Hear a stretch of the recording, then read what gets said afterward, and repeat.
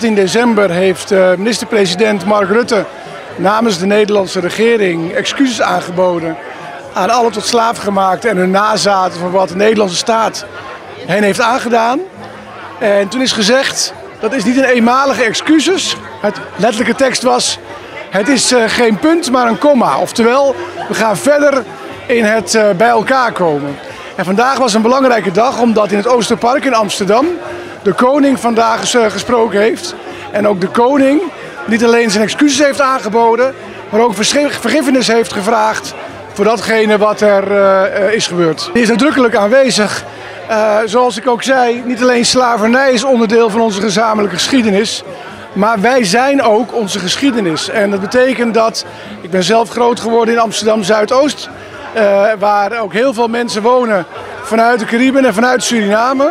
En het is gewoon onderdeel van de Nederlandse samenleving. En met een Nederlandse samenleving bedoel ik niet Europees Nederland, maar bedoel ik Nederland en het Caribisch deel van Nederland en de landen als Aruba, Curaçao en Sint Maarten. Maar ook het land Suriname. In het begin is het belangrijk dat Mark Rutte als minister-president namens de regering sprak. Maar als de koning vervolgens niet alleen zijn excuses aanbiedt en vergiffenis vraagt, dan doet hij dat niet alleen als koning, als instituut, maar daarmee ook namens Nederland. En wat hij ook heel erg deed in zijn speech was niet alleen het hebben over het verleden, maar ook kijken naar de toekomst en hoe we daarin de verbinding met elkaar kunnen maken. Wat ook heel mooi hier zat in de speech van uw minister-president, die ook zei, dit is weer de volgende stap om vooruit te kunnen kijken.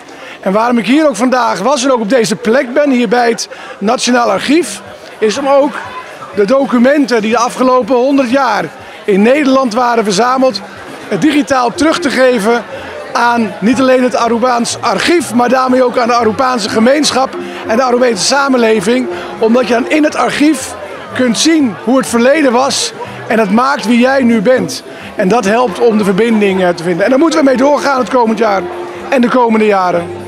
U bent op Aruba, ook de overheid en de mensen kennen, het cultuur kennen. Wat vind je van Aruba?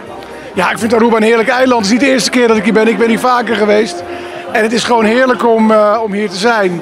En dit keer een kort bezoek, omdat ik echt hier speciaal ben voor vandaag. Maar ik kom snel weer terug na de zomer, zult u mij hier ook weer zien.